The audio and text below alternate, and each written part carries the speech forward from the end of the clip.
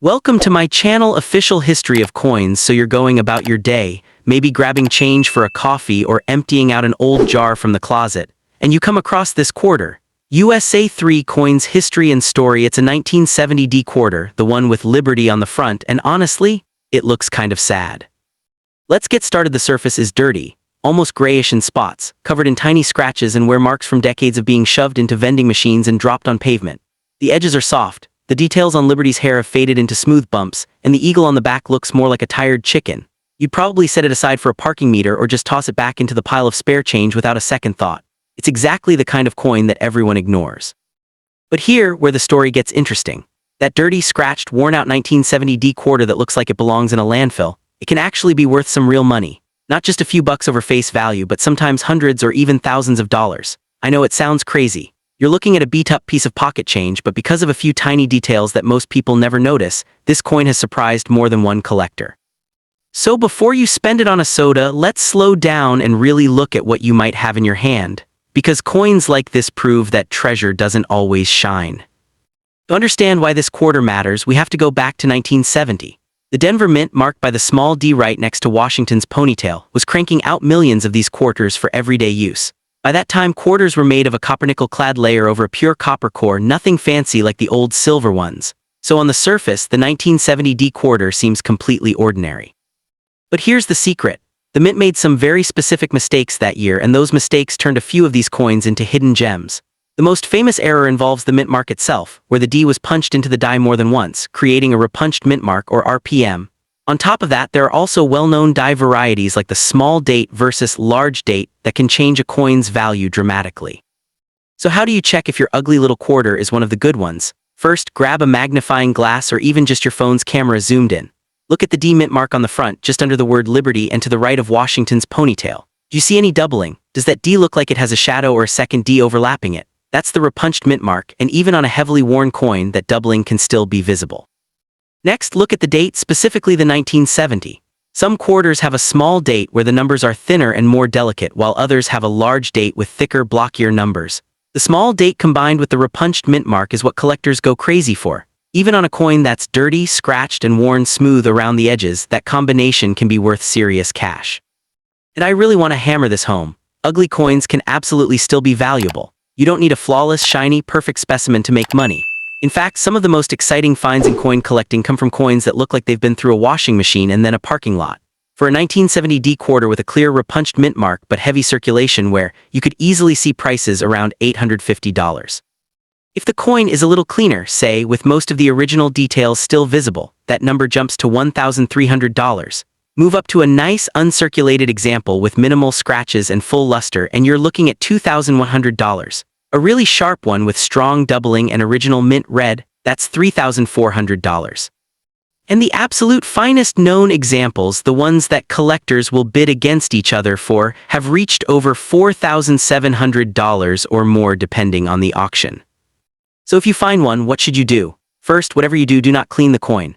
I know it's tempting to scrub off that dirt and grime to make it look prettier, but cleaning is the fastest way to destroy a coin's value. Collectors want the original surface, even if it's dark or stained.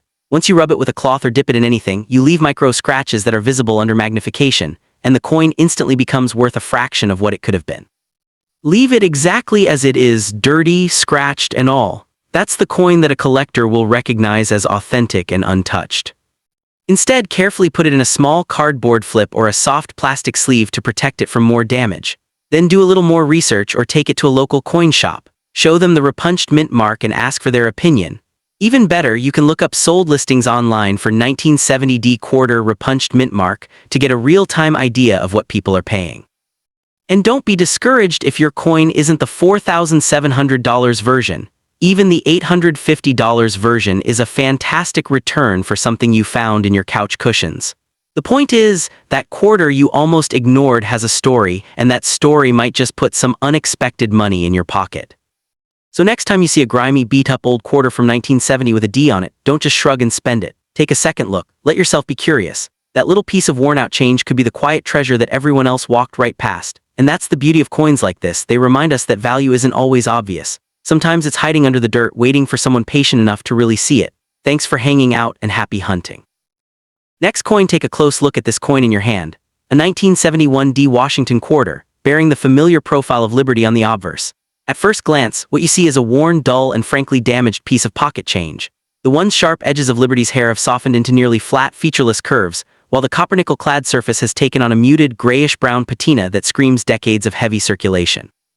There are tiny contact marks scattered across the field, a shallow gouge near the rim, and the word Liberty itself looks partially faded, as if someone rubbed it against concrete. Most people who find a coin like this would immediately dismiss it as worthless spare change, maybe even toss it back into a jar or spend it on a soda. But that snap judgment is exactly where the mistake happens, because this unassuming quarter carries a story that a trained eye can read like a treasure map. The reason most people misjudge this coin comes down to a simple mental shortcut: worn equals worthless. In the world of modern U.S. coinage, a 1971 quarter is not silver, it's not old by numismatic standards, and its damaged appearance seems to confirm that it has no value beyond 25 cents. What they don't realize is that the very wear and damage they see as flaws can actually be clues to a much rarer and more desirable variety. The 1971 D quarter, minted in Denver, had a number of striking errors and die anomalies that went unnoticed at the time, and coins like this one, dull, beat-up, and overlooked, often carry those exact features. While a pristine, uncirculated 1971 D quarter might be common, a circulated example with a specific mint error or a rare die state can be worth hundreds or even thousands of dollars, precisely because so many people have thrown them away or spent them without a second thought. To understand why this coin matters, you have to go back to the early 1970s, when the U.S. Mint was ramping up production of copper-nickel-clad quarters after ending silver in 1965. The Denver Mint alone produced over 305 million quarters in 1971, so on paper, they are anything but rare. But within that massive mintage, a small number of planchets were fed into presses with misaligned dies, doubled die obverses, or repunched mint marks. Collectors today actively hunt for these anomalies, and the demand has only grown as more people learn that even a low-grade, heavily circulated 1971 D quarter can be a legitimate find. The key is that the coin's value doesn't come from its condition in the traditional sense, it comes from the specific error or variety it displays. A sharp, shiny coin might be pretty, but a worn, damaged quarter that shows a clear doubled die on the date or a distinct D over D mint mark can command serious money from error collectors who prioritize rarity over aesthetics.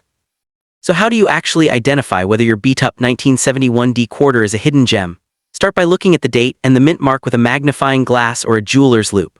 On the obverse, pay close attention to the numerals 1971. If you see any extra thickness, notching, or splitting on the numbers, you might be looking at a doubled die obverse, which is one of the most sought-after varieties. Then shift your focus to the mint mark, the small d just above the 7 in 1776 and 1971 on the left side of the coin. A repunched mint mark where the D appears to have been stamped twice or shows a ghost-like secondary impression is another major value driver. Also check the reverse, particularly the eagle's talons and the lettering of United States of America. Any signs of die cracks, cuds, or missing clad layers can point to a valuable error. Remember, your coin looks worn and damaged, but that doesn't erase these die characteristics. In fact, wear can sometimes make certain anomalies more visible by removing surface luster that would otherwise hide them. Here is where most people get tripped up. They assume that because a coin is circulated, it can't be valuable. That is simply false in the error and variety market.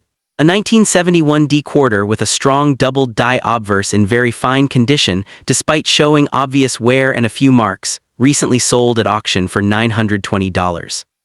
Another example with a clear repunched mint mark and some environmental damage still fetched $1,650 because the error was dramatic and undeniable. A step up in preservation, say an extremely fine coin with minimal wear but the same doubled die, brought $2,750 in a private sale. And for a coin that somehow survived in what graders call choice uncirculated condition while carrying a rare die state, prices have reached $3,850. The absolute ceiling for a top-tier 1971 D quarter with a combination of a doubled die obverse, a repunched mint mark, and original luster, even with light bag marks from the mint, has gone as high as $4,900 or more, depending on the auction house and the desperation of the collector's bidding. Let me be clear, not every worn 1971 D quarter is worth a small fortune. The vast majority are exactly what they appear to be, 25 cents, but the ones that carry these specific die errors or striking anomalies are the exception, and they are far more common in circulated condition than in mint state because most of them were released into normal commerce before anyone realized what they were. That means your chances of finding a valuable one in an old coin jar, a roll of quarters from the bank, or even a parking lot are actually higher than finding a pristine example from a dealer's showcase. The coin's dull, damaged exterior is not a death sentence. It is a disguise. Collectors who know what to look for actively seek out these ugly ducklings because they know that a quarter with a story and an error can outprice a perfect but ordinary coin every single time. Before you do anything else, I need to give you a serious warning. Do not clean this coin. Do not scrub it, dip it in any solution, or try to polish away the dullness and damage. I cannot emphasize this enough. Cleaning a coin, especially one that might have an error or a rare variety, destroys its numismatic value instantly. Collectors want original surfaces, even if those surfaces are worn, stained, or discolored. The moment you take a cloth or a chemical to it, you remove the very evidence that makes the coin valuable. That dull gray patina, those contact marks, even that shallow gouge, they are all part of the coin's history and authenticity. A clean 1971 D quarter that would have been worth $1,650 becomes a 50-cent curiosity. Leave it exactly as it is, handle it by the edges, and if you think you have something special, send it to a professional grading service like PCGS or NGC. So here is the bottom line. That tired, beat-up 1971 D quarter in your pocket or your junk drawer is almost certainly not a fortune, but it costs you absolutely nothing to take a closer look. Grab a magnifying glass, check the date for doubling, examine that mint mark for repunching, and scan the reverse for any irregularities. You might just find a $920 surprise, or if luck is really on your side, a $4,000 error that everyone else overlooked because they judged the coin by its dull, worn face. And if you don't find anything this time, you have still learned to see coins differently, not as trash, but as tiny pieces of history waiting for someone who knows how to read them. Second coin, imagine this: you're cleaning out your late grandmother's attic on a rainy Saturday afternoon. Dusty cardboard boxes, old photo albums, and then a small glass jar full of loose change that hasn't seen daylight in decades. You dump it out onto the kitchen table, and among the pennies and dimes you spot a quarter, but not a shiny one. This coin looks ugly, really ugly. It's discolored, almost brownish green in places, with a sticky residue on the reverse and a dark, grimy film over Lady Liberty's face. You almost toss it back into the jar, maybe even into the trash. It feels worthless, like something no one would ever want. But before you let go of it, something stops you. Maybe it's the weight of it, or the thought that your grandmother kept it for a reason. So you set it aside, not knowing that this beat-up, easy-to-dismiss quarter is about to rewrite what you thought you knew about pocket change. That quarter is a 1985 D Washington quarter, struck at the Denver Mint over 35 years ago. By all ordinary measures, it should be worth exactly 25 cents. Millions of them were made, and most are still floating around in cash registers and couch cushions today. But here's the thing about this particular coin, and why your grandmother might have held on to it. It carries a secret that only a trained eye can see. The discoloration, the grime, the ugly patina. That's not damage, that's a disguise. Underneath that dull, neglected surface could be one of the rarest error varieties of the entire 1980s, a dramatic double-die obverse on the date and the motto, or a repunched mint mark so bold that even heavy circulation can't hide it. And collectors today are willing to pay life-changing money for exactly that kind of hidden treasure. Most people, of course, would never know. They'd see the sticky residue, the brownish spots, the worn-down letters, and they'd assume the coin is junk. That's what makes this story so emotional. How many of these quarters have been spent on gum or thrown into Coinstar machines, never to be seen again? The truth is, a 1985 D quarter in pristine, uncirculated condition is actually quite common and worth very little over face value. But a circulated, ugly, discolored example that happens to have a specific mint error, that's the opposite.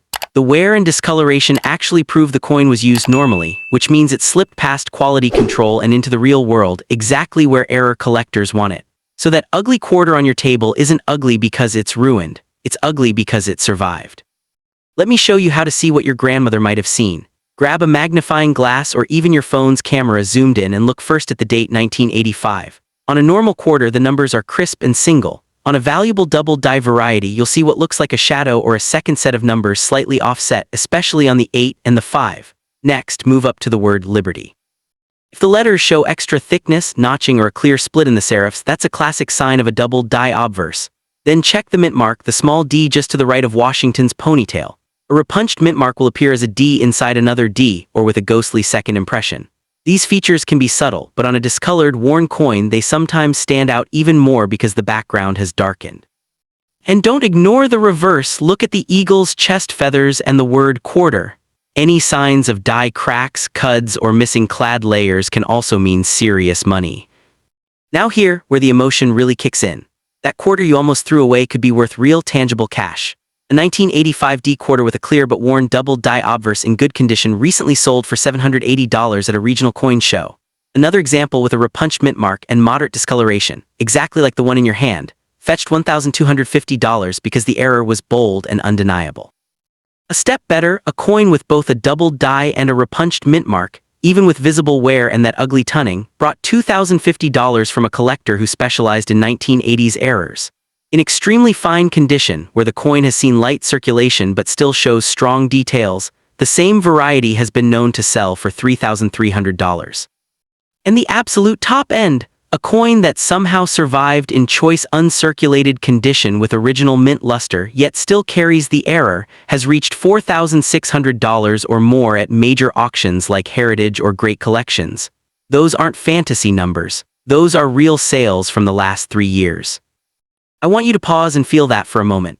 A coin that looks like trash, that feels sticky and discolored, that anyone else would have dismissed. It could be worth more than a month's car payment or a weekend getaway or a new appliance for your kitchen.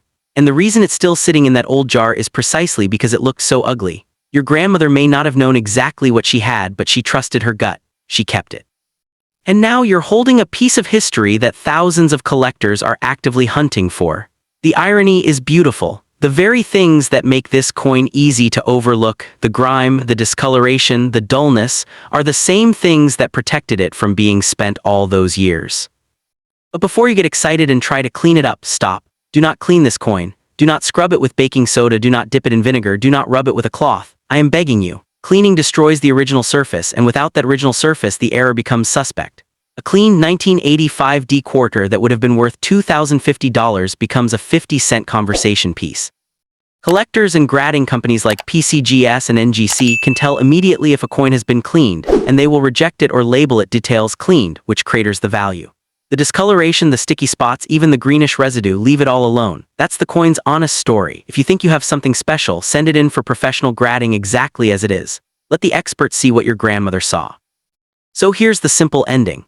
That ugly, discolored, easy to dismiss 1985 D quarter in your old jar might be nothing, but it might be everything. Take 15 minutes with a magnifying glass, look for doubling on the date and the mint mark, and if you find even a hint of it, don't spend it, don't clean it, just set it aside and get it checked. You didn't go looking for treasure today, but treasure has a way of finding people who pay attention.